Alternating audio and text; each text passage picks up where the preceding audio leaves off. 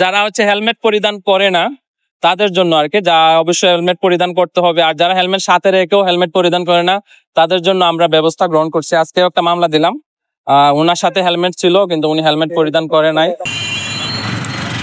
যে ড্রাইভার, ওনার মামলা ড্রাইভিং লাইসেন্সের মেয়াদ 2022 সালে শেষ হয়েছে। এরপরে উনি আর এটা রিনিউ করে নাই, এই কারণে ওনার বিরুদ্ধে ড্রাইভিং লাইসেন্সের যে ধারা আছে, ড্রাইভিং লাইসেন্স এক্সপায়ারের, ওইটাতে আমরা ওনাকে প্রসিকিউশন দিয়েছি। উনি ড্রাইভার বলতেছে উনি জানে না। এরপর আমি সচেতন ভাবে ওনারা বলছে যে মানুষ টানা যাবে না, যেহেতু আমরা একটা ব্যবস্থা নিছি। ওনার জরিমানা আগে একটা মামলা ছিল, ড্রাইভিং লাইসেন্সে 10,000 টাকা আসছে।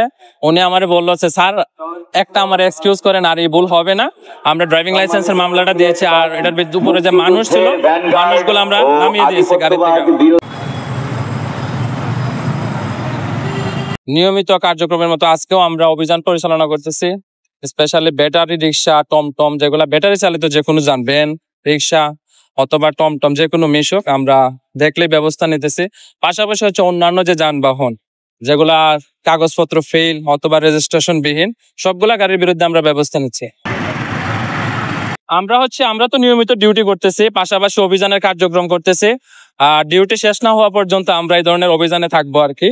বিশেষভাবে আমরা সকালে একটা অভিযান হয়, দুপুরবেলা 2টা থেকে 4টা, আবার সন্ধ্যা 7টার পর থেকে রাত 10টা, এভাবে আমাদের অভিযান পরিচালনা হয়। আর আমরা নিয়মিত ডিউটি পালন করি বিভিন্ন পয়েন্টে।